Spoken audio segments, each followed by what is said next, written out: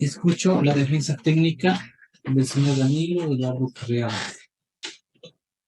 Señor presidente, señores jueces del honorable tribunal, señora fiscal, señora delegada del procurador, abogados, defensores, señores procesados, Danilo Carrera Ruiz y ingeniero Antonio Catamorla.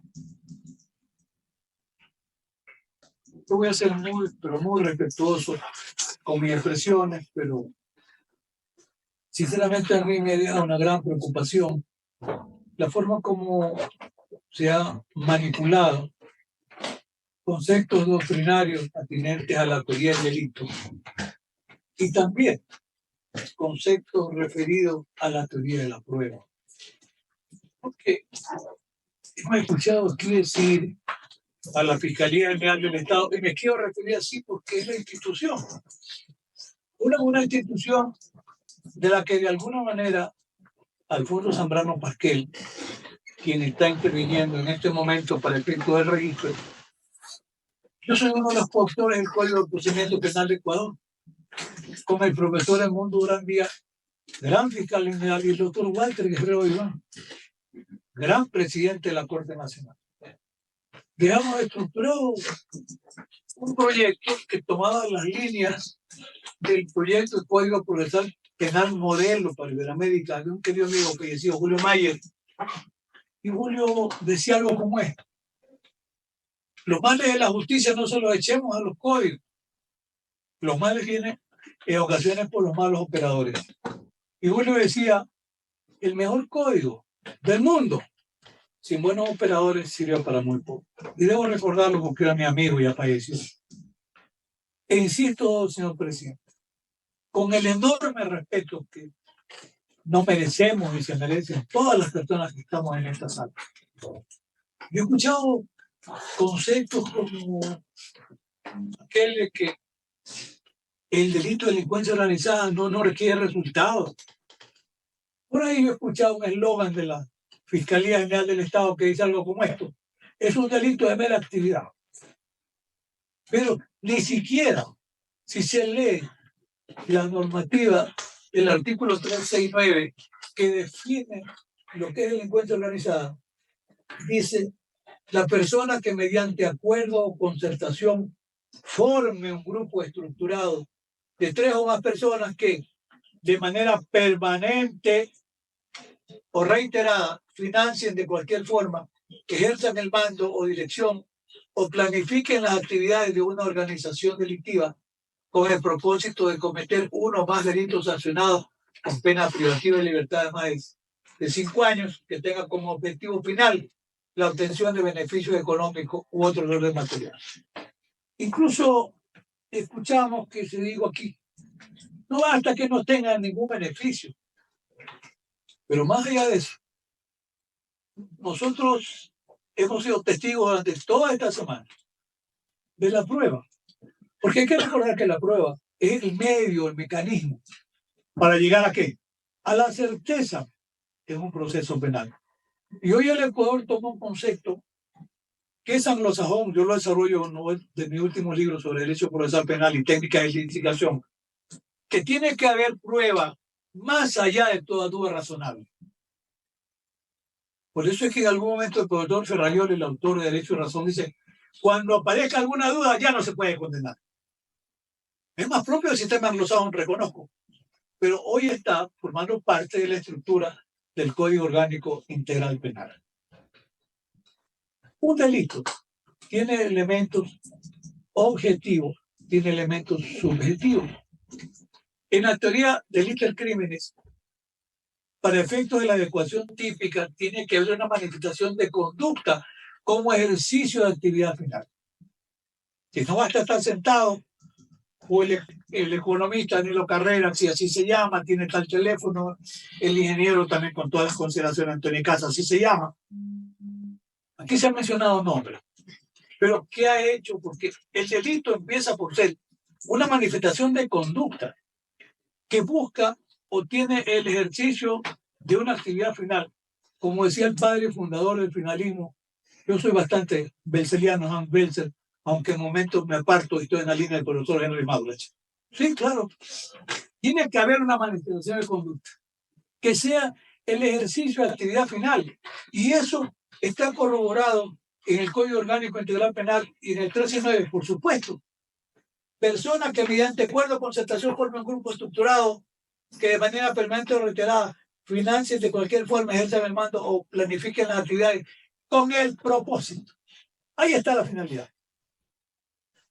Decía, y lo dice, y lo recuerdo, en mi opinión que sigue siendo siempre modesta, pero tengo el privilegio de haberlo conocido también al profesor Claudio Roxin, el penalista más importante de esta hora del mundo moderno. Y él dice algo muy cierto, dice, él da un discurso formidable en los 100 años del Ministerio Público alemán. Y él dice, el mejor fiscal no es el que acusa siempre, es el que busca la verdad. Yo sigo defendiendo mucho la Constitución nuestra, y con la falencia que tenga también el Código Orgánico Integral Penal, en la estructura de la parte general es un buen código. Y el código le dice a la Fiscalía, la Fiscalía tiene que actuar con objetividad, buscando elementos de cargo y de descargo. Con todo respeto. Y con más razón si son damas. Representantes de la Fiscalía y la Procuraduría. Cuando lo escuchamos hoy a don Danilo Carrera hablar, el testimonio de don Danilo es un medio de prueba y de defensa a favor de él. Pues. Yo, bueno, empiezo a estudiar Derecho Procesal igual que Derecho Penal. Y hay conceptos que ustedes conocen mejor que yo, la indivisibilidad de la prueba. Pues.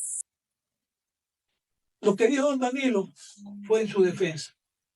Ha dicho algo la Fiscalía o la Procuraduría. ¿Por qué no le creen a don Danilo? ¿Por qué don Danilo es un mentiroso? O también, con el perdón del ingeniero Icaza Mora. No lo han dicho. Entonces, lo que han sostenido hoy los acusados, los justiciables en esta audiencia, tiene que ser admitido como cierto porque no hay nada que lo contradiga. Y yo tomo de la misma versión de don Danilo Carrera, que da respuesta a la serie de especulaciones con la mejor buena de las intenciones. Lamentablemente a veces se da una suerte, son los tiempos que se dan, de una suerte de presión institucional. Yo he tenido muchos alumnos y amigos fiscales, y más de uno yo le pregunté una vez, ¿cómo mantienes una acusación? Y me dijo, estoy con tarjeta amarilla, si yo no acuso me van a votar. Yo sé que eso lo van a negar. Fue una presión terrible. Yo no encuentro todavía un fiscal que diga, yo no voy a mantener una acusación porque aquí no hay prueba, que eso es lo justo y lo correcto. Entonces, cuando alguien dice, bueno, el fiscal tiene que ser imparcial, mire, es dudoso. Yo sostengo que sí, pero prefiero pensar que otros tienen la razón y yo simplemente lo convengo. Pero elementos de cargo y descargo es eso. Y si no se aceptaba y no se acepta el valor de lo que dijo don Danilo y lo que dice el ingeniero, tiene que decir por qué, pues. Y eso no lo dice. Consecuentemente se mantiene el pleno valor exculpatorio de lo que dijo don Danilo. Porque, mire, a falta de no tener pruebas, porque no las tiene la Fiscalía, con todo el respeto para una institución que yo sí ayudé a formar y de la que me siento orgulloso. El mundo ahora me preguntó un día, mi compadre amigo, ¿tú no crees que nos equivocamos? No, le digo, porque el mundo civilizado moderno es eso, fiscales que investiguen y jueces que controlen los límites de la investigación y de la prueba. ¿Por qué?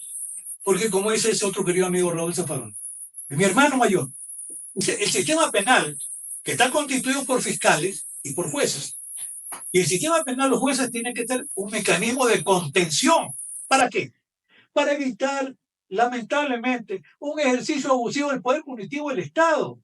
Ese es el rol de los jueces. Si no estarían pintados los jueces en la pared, no. ¿Qué son? Son jueces de garantías penales. Por supuesto que sí. Miren, escuchamos aquí. Somos testigos todos. Se toma como elemento de prueba lo que, con todo el respeto, dicen oficiales de la policía, que le hacen el seguimiento al general Arauz. Y que el general Arauz va allí porque un amigo, que claro que fue amigo del economista Danilo Carrera, Rubén Sierra, por el tema del tenis, como lo digo de mañana, porque no es por otra causa, ni eran socios, ni amigos de negocio, nada. Y el general Arauz reconoce que como no le daban atención, porque dice Arauz que el ministro de gobierno Monge no lo quería recibir. Y recurre a Cherry y le dice, recomiéndeme. ¿Para qué? Para que yo quiero hablar con don Danilo Carrera, para que él le diga al presidente que me reciba. Nada más. Mire, no declaró Alfonso Ojal Viteri, pero en su testimonio simplemente lo refiero. Él dice que cuando estaba el general Araujo empezando a hablar, la general Tania Varela lo llama a Pocho Ojal y le dice, oiga, usted no lo esté apoyando. Y dice el Pocho Ojal, yo me retiré porque me sentía con un conflicto de intereses. Escuché a la general Araujo y la general Varela que me llamaba. Eso consta en investigación. El hecho cierto es que es verdad que se dieron 2 reuniones en la casa de don Danilo, donde hoy está, ¿verdad? En esta audiencia, donde como dijo en la mañana, y a mí me ha dicho, yo no sabía si era un general del ejército, de la marina, no sé, lo escuché si era un general. Y cuando me dice, no, es que tengo este problema, yo quiero que usted me consiga una cita con el presidente, que yo le voy a explicar. Yo tengo todo el derecho para ser comandante general. Ahí no recibe ninguna respuesta porque en teoría tenía, o el encargo era para que don Danilo hable con el presidente Guillermo Lazo. En la segunda reunión en el búnker, la policía siempre invierte su tiempo, lo siguen, lo filman. Así es. Entonces, ¿qué dice el general Araujo? Que don Danilo le contesta y le dice que no puede acceder. Pero don Danilo aclaró algo. El general Araujo no dijo una verdad entera, completa. Don Danilo le dijo, yo no puedo servirlo en esto. El general Araujo mintió. Y que se investigue. ¿Por qué? Porque don Danilo dice a Araujo que le dijo, es que ya hablé con el presidente dijo que estaba todo resuelto. Don Danilo mío, eso es una mentira. Sí, así, hay que decirlo con frontalidad. A ver, esa visita al general Araujo, haber entendido a don Danilo por 2 ocasiones, eso constituye delito, perdón, ni de lejos. La situación de un ciudadano bello, y todo esto lo aclaró el economista Danilo Carrera, lo conoce por la actividad del deporte, y le dice, quiero ofrecerle al Ecuador unas plantitas para el tema de proteger el ambiente, el agua, etcétera. Y le dice, mira, yo no manejo eso. Dirigente al vicepresidente, que es el encargado, que es un médico de muchísimo prestigio, el doctor Borrero, porque él es el que maneja la salud. Y eso está ratificado. ¿Por qué? Porque aquí declaró también pues, el asesor jurídico de la vicepresidencia y dice que el ciudadano bello hace la propuesta. ¿Y qué dice? Que la propuesta nunca se concretó, ni siquiera la atendieron. Y eso la fiscalía lo ha exhibido como un elemento de prueba, de que de nada, pues, con el perdón de ustedes y de toda la sala, señores jueces. Luego la referencia a un ciudadano Pedro González, me parece, ¿ya? Que le dice, quisiera, y le envía un correo, un currículum, quisiera que recomiendes porque los tiempos son difíciles. Así es, siguen siendo difíciles. Y declaró durante la investigación, Ale González, no lo recuerdo, ¿y él qué dice? Que sí es verdad que envió ese correo a don Danilo. Me parece que a la Federación Ecuatoriana de Tenis. Y dice, nunca se concretó nada. ¿Ya? La otra referencia, que don Danilo le envió un correo a don Iván Correa, secretario de la Administración Pública, diciéndole que por favor diga al ministro de Finanzas que atiendan pagos pendientes de las federaciones de deporte. Y aquí pareció como que, no sé, como que una sanguijuela, el CUR.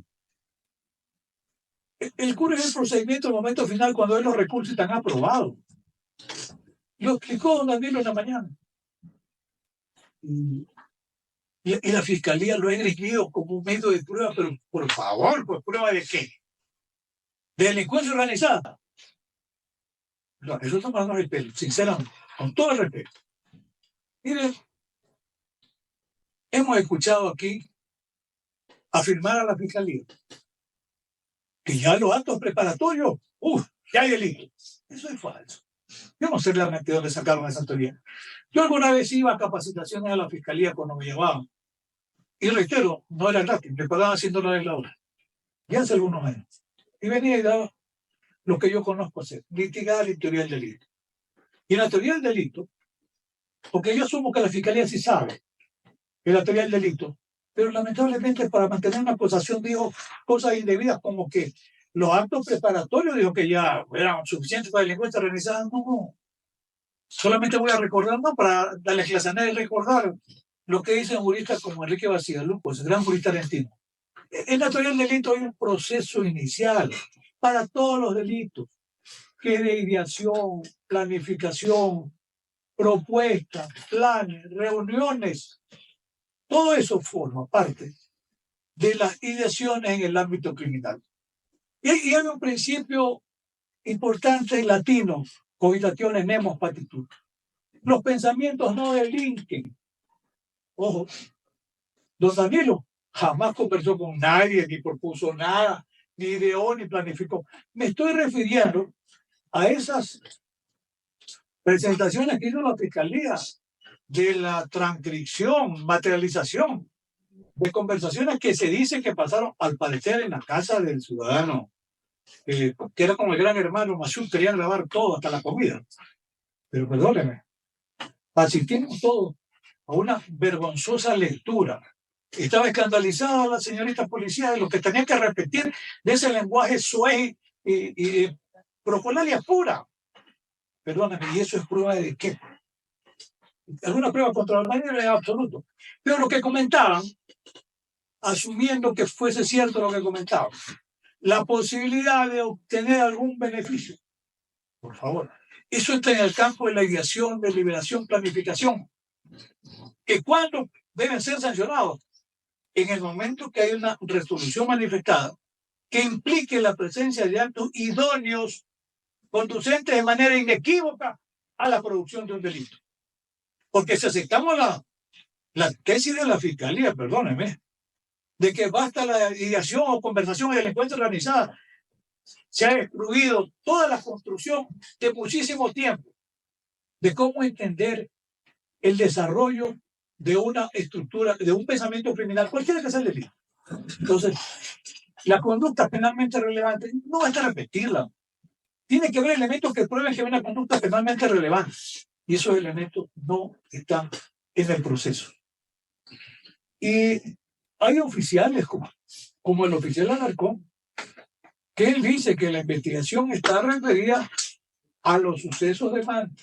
Y él dijo que está grabado en el registro, que era el caso León de Troya. Mencionó a quién le entregaron la información, a los fiscales Balda y Vázquez. Son los fiscales del caso León de Troya, pues de Manta. Fíjense, y quiero creer que de buena fe, pero confundida totalmente la Fiscalía, sacó de aquí algo y lo parchó acá. A ver, y esas transcripciones, ¿qué revelan? Que en el domicilio de Cherres se encontró un documento que hacía referencia al interés del ciudadano Bello, de que se atienda la posibilidad de vender una bomba. Si eso no lo ha negado el economista Carrera, está, y lo ha ratificado el asesor jurídico de la vicepresidencia. Y la recomendación del señor González, el dijo, nunca se cumplió. Y la posibilidad, en el marco de las posibilidades, y probablemente le pase al economista Carrera y otras personas, haya más de una persona que le diga, por favor, recomiéndeme algo. Y como me dice a mí, yo acostumbro decir que no me gusta hacer recomendaciones, porque yo no voy a responder por lo que haga mi recomendado. Y sobre eso, mire, la dogmática penal es muy importantísima. Y voy a referir, cuando se habla de la comisión de un delito, ahí existe una actividad penal, tiene que haber un resultado y una relación de causa-efecto entre conducta y resultados, que son los beneficios económicos de la delincuencia organizada, pero aquí son pedazos, digo, no importa que no tenga nada. La teoría del delito posible, la delincuencia organizada, sí sirve. Y avanzo. Una vez que se examinan los elementos objetivos del tipo penal, conducta, resultado y nexo causal entre conducta y resultado, la construcción doctrinaria más importante de esta segunda década del siglo XXI es la imputación objetiva. Admito se la maneja poco en Ecuador, pero es necesario. Yo lo hago con mis amigos y con mis alumnos. Yo ya estoy jubilado de la clase formal, pero sigo siendo profesor de posgrado, con mucha honra, aquí en Quito, en la Universidad Central. Soy profesor de procesal penal y de técnica de litigación y me siento más que pagado frente a la vida. ¿Por qué? Porque sigo contribuyendo con lo que yo sé hacer. El año que viene yo cumplo 50 años de estudio, de docencia y de litigio. Entonces, yo sé sí de qué estoy hablando. La imputación objetiva, ¿qué significa? No hay que confundir la posibilidad de imputarle a una persona un delito por el solo hecho de que esa persona se encuentre en ese lugar. O sea, no basta lo que se llama la responsabilidad penal objetiva, por estar allí, por ser amigo de Cher, porque le pidieron un favor. En el tema de la Federación de tenis ya lo explicó bien Economista Larry. En esa construcción, la más importante de hoy, que es bueno manejar. Mire, en la imputación objetiva, para mí, los más importantes pilares son el profesor Claudio Roxin, que dice algo que es cierto. Vivimos en una sociedad de riesgo. No sabemos si el ascensor estará bien, si tomamos un avión, sí, vivimos en una sociedad de riesgo, pero no podemos paralizarnos, porque eso no se paralizaría toda la actividad. Y el otro principio que desarrolla el profesor Roxin es el tema del principio de confianza. En función de eso, pues, si nosotros dejamos el vehículo en manos del mecánico, confiamos que el mecánico le cambie el aceite, le ponga los frenos. Si mañana ocurre una desgracia, posiblemente sea consecuencia del principio de confianza que lo vulneró, no el dueño del carro, sino el mecánico. Y esto lo retrotraería para el hecho de que conocía a don Danilo Carrera, a Rubén Cherry, como también lo conoció cuando trabajó en el Banco del Ciudadano, lo que le cae.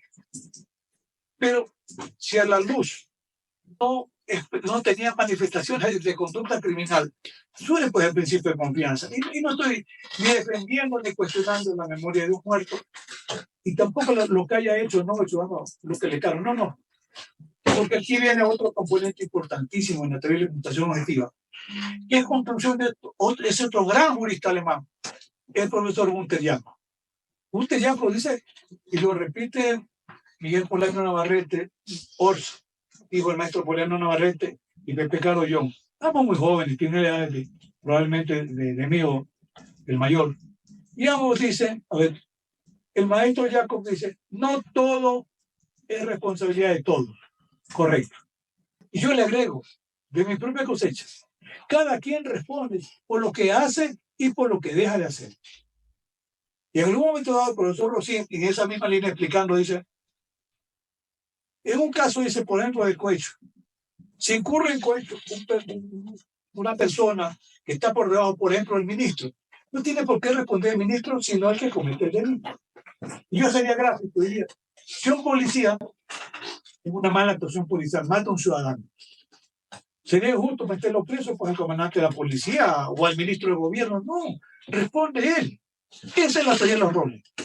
Y en esto yo soy enfático. El economista Danilo Carrera no se apartó de su rol como buen ciudadano. Él es un hombre que ha dado ejemplo de vida. ¿Sí? El país debe reconocer lo que le ha hecho, aunque a él no le gustan ya los reconocimientos. Pero el hecho de conocerlo a Cherry lo hace él responsable de un acto de delincuencia organizada. Primero que lo estamos buscando a Cherry y a los que están por. Solamente 2 personas están aquí procesadas. Pero se dice, bueno, es que Boscán no importa que no declare. Pero Boscán dijo que estudió la fuente. Ah, sí, pero era durante la investigación. Sí. Pero la fuente humana estaba constituida por Masú y por Cortázar. Porque aquí la Procuraduría también ha mencionado a Cortázar y por eso lo refiero. Entonces, ¿qué ocurre? Masú, cuando empiezan, hay que retrotraerse un poco de memoria. 9 de enero del año 2023, la posta, se hace el escándalo. En el mes de abril del año 2023, Masud comparece y declara en la fiscalía y le dice, lo que dice Boscán es falso. Yo nunca le he hablado que hay un caso de delincuencia organizada. Yo ni conozco al economista Danilo Carrera, sé que es una persona ya mayor, que es de mucho éxito, pero yo cómo le voy a decir a Boscán algo que no sé, que don Danilo es líder, como ya ha repetido la fiscalía y la procuraduría, de una organización criminal. Y lamentablemente, en eso, sinceramente, Boscán cometió muchísimos errores. Ojalá que hubieran sido no deliberados. Porque se dio lugar de publicar un libro etiquetándolo a don Danilo como el padrino o el gran padrino. Y eso es una ofensa gravísima. Porque eso llegó hasta mezclarse, como aquí se lo hizo, con la prueba, el caso León de Troya con el caso Encuentro. Son dos casos totalmente diferentes. Pero aquí se utilizó incluso la información del teniente Alarcón, que él, su informe para León de Troya, no para caso Encuentro. Hay que hay, como en muchos otros, no hay ni pertinencia con el objeto del proceso, ni hay conducencia para probar absolutamente nada. Entonces, en esa línea, don Danilo no se apartó de su rol. Yo no sé quién se apartó de su rol. Yo no voy a jugar a nadie ni a defender a nadie que no sea don Danilo. Si él no se apartó de su rol, surge lo que dice Pepe Carollo, el jurista peruano. La conducta es neutra o neutral. No tiene por qué ser objeto de sanción por el solo hecho de que tuvo amistad con Sierra. Sí la tuvo, ¿cómo la va a negar? Que hay una llamada telefónica que le hace en un momento dado. De mañana declaró el economista. Cuando él estaba, usted le gusta el tenis, con un campeonato en Roland Garros. Y allí lo llama Rubén Sierra, 3 de la mañana. Yo también lo durmiendo, acompañado con su esposa, la ilustre dama, tiene 84 años. La compañera de 64 años de matrimonio. Yo voy a la casa con frecuencia, estos días no he podido por esta audiencia. Lo haré en el momento que ya podamos estar en condiciones de regresar a la casa. Entonces lo llaman y conversan. O ni siquiera, dice don Danilo que ni se acuerda siquiera que le conversó. Lo que le dijo fue, oye, no me llame a esta hora, son las 3 de la mañana. Déjame dormir, ya, entonces, ¿a cualquier momento hablamos? Miren, no hay un solo, lo que no está probado, decía Durán Díaz, en el proceso no existe, señores magistrados. Y el hecho cierto es que en esas transcripciones y en ese lenguaje de una procolalia y de una cantidad de improperios de insultos terribles en esa transcripción, parece ser que era como el gran hermano, lo que decía el ciudadano Masudi, grabarse el mismo que grababa Amigo Pueblo. Pero no hay nada que lo relacione a don Danilo. Y se ha repetido por ahí así como a ver si calza. Que ver si de esto, pues, habría que darle $30,000 a Danilo. Yo podría decir fácilmente que no sé si Danilo Carrera, pero si fuera referido a él, es que nadie cree eso, porque además conversaron con don Danilo. A ver, don Danilo recomendó a alguien para algún cargo, porque yo trato de armar, bajo mi entendimiento, bajo mi lógica, una delincuencia organizada, una estructura de poder. Hay división de roles. Aquí nos dicen, sí, hay división de roles. ¿Y cuál fue el rol del economista Danilo Carrera? Ninguno, no existe. Por eso es insostenible. Entonces, a ver, en nuestra delincuencia organizada tiene que haber una estructura de poder, reparto de trabajo, encargo a uno, encargo al otro. Eso es parte de la estructura. No como aquí nos ha dicho la Fiscalía, penosamente haciendo pedazos de la teoría del delito y la teoría de la prueba. No, es mera actividad, lo he escuchado en otros momentos. No tiene que tener resultados. La delincuencia organizada, como respuesta penal moderna, porque yo escribo también sobre delincuencia organizada. Para los años 1975 en Estados Unidos, la ley Rico permitía ir contra las 5 familias de la mafia de Nueva York. Por aquella época, el gran fiscal Rudy Giuliani, gran fiscal, utilizó la ley Rico que permitía interceptar llamadas, registros, etc. Porque, como sabemos, el sistema norteamericano con el tema de las enmiendas, como los 10 mandamientos, cuarta enmienda, la inviolabilidad y la homicidio correspondencia, quinta, la no incriminación, la sexta, derecho a la defensa. Sí, están bien las garantías, claro, pero encontrar un mecanismo con la ley Rico. ¿Por qué era un caso de delincuencia organizada? En la Convención de Palermo de Naciones Unidas en el año 2000, y en una ciudad como Palermo, simbólico, ¿no? Una de las cunas de la mafia italiana, la Convención de Palermo, contra la delincuencia organizada transnacional. Y allí, ¿qué es lo que se dice en los considerandos? Se dice, a ver, es necesario que la comunidad internacional se asocie para combatir al crimen organizado. Y ahí menciona como de los más graves, tráfico de armas, tráfico de drogas. Hoy tenemos pornografía, tráfico de migrantes y demás. Pero, y también se menciona al lavado de activos. ¿Ya? Entonces dice, bueno, hay que tener en ese momento la fuente primaria de Naciones Unidas, la convención que Ecuador la ratificó. Y nosotros hemos escuchado, porque eso está grabado, que en algún momento dado, tanto la Fiscalía como la Procuraduría dijeron que los delitos que habían sido materia de la investigación mencionaron 3: cohecho, peculado y lavado de activos. Sobre cohecho, ahora, como que se han olvidado, no, eso está grabado. Fue materia de la acusación para el llamamiento a juicio. El cohecho es un delito de doble vía. Cohecho, soborno, como quieran llamarlo, coima. El que da y el que recibe.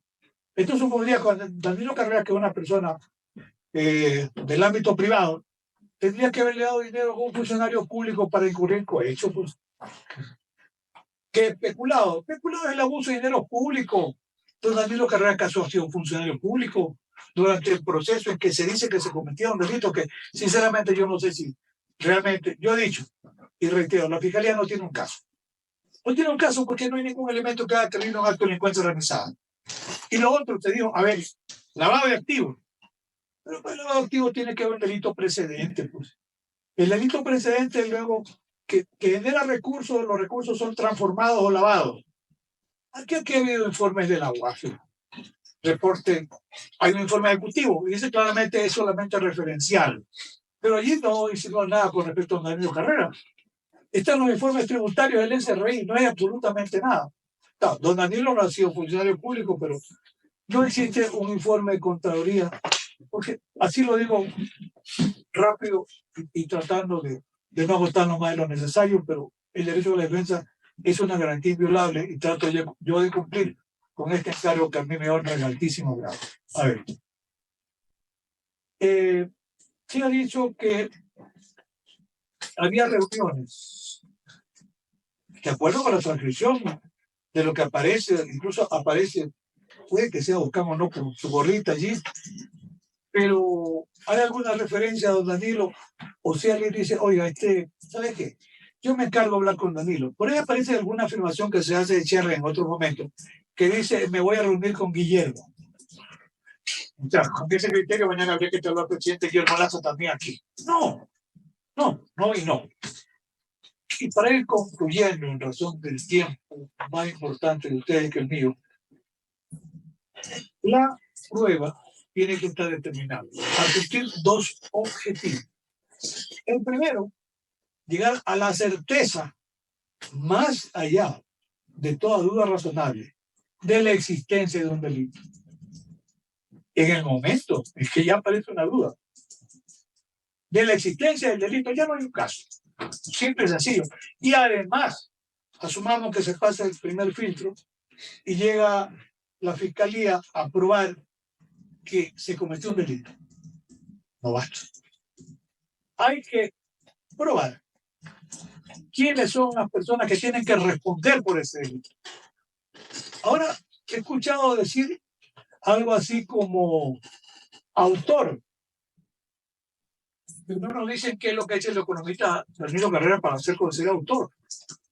Y sobre eso hay una terrible confusión en el ámbito doctrinario. Mire, cuando el artículo 39 se refiere a la persona, en el caso de delincuencia organizada, a mí me parecería más lógico pensar que se está refiriendo en una construcción a la concepción de la autoría mediata a través de un aparato organizado de poder. En eso, como dice el profesor Claudio Roxín, autor mediato es el que, siendo el líder, ¿sí?, tiene el dominio de una organización criminal. El profesor Roxín, esa construcción la pone en evidencia en 1963, porque en el año 1962 lo habían juzgado Adolf Eichmann, criminal de guerra nazi, por los tribunales israelíes, que se lo llevaron de Argentina, secuestraron y lo juzgaron. Y el profesor Roxín dice, y lo juzgaron como instigador.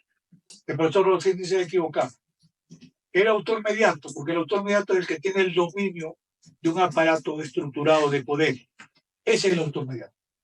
Luego tiene que haber la fungibilidad. Si no comete uno el delito, comete el otro. Hay el apartamiento del Estado de Derecho, Por eso en el caso Mensalado en Brasil se utilizó la categoría de autor mediato para juzgar a personas por actos de corrupción del Congreso brasileño. El profesor Rosin fue a Brasil y le dijo: ustedes están equivocados, ustedes están mal utilizando mi teoría, aquí no hay autoría mediata, tienen que irse a estudiar. Sí, claro. Entonces, a mí me parece que es hasta más correcto hablar. La persona que mediante acuerdo de concertación se trataría de un caso de un autor mediato, pero aquí se ha presentado una acusación y consta en los registros, todos son autores directos. Así consta la acusación. Y yo dije en su momento: autor directo es que comete el delito de triple mano. O sea, mire, había una confusión dogmática, solamente para mantener un caso. Y ha habido un manejo de la prueba. De una prueba que no es pertinente, que no es conducente, se ha especulado. Y usted dijo, con todo conocimiento, señor presidente, a la observación que hice, porque se refirió la señorita fiscal a un oficio del Banco Amazonas, que está referido a alguna cuenta de Cherres. La señorita fiscal, porque está grabado, los registros no mienten. ¿Qué digo? Que de ahí se infería la relación de Cherres con Danilo Carrera. Y usted me dijo: sí, cuando vengan los alegatos, dígalo, lo estoy diciendo ahora, porque está registrado. Fue un error. Si es un error de la fiscalía, por favor, que entonces que pida disculpas. ¿Por qué? Porque insinuó algo que no dice, pues un oficio. Por eso reitero, se ha manipulado el acervo probatorio. Y sinceramente no lo quiero cansar más. Pero a don Danilo Carrera se lo ha sometido a este proceso. Está como 10 meses en la casa. No es ningún premio estar. Eso es casa por cárcel. Está allí encerrado. Durante el tiempo de su encierro se enfermó. Además que él tiene un cuadro de hipertensión, que es real, y un cuadro de diabetes que lo molesta. Pero él está esperando que se resuelva.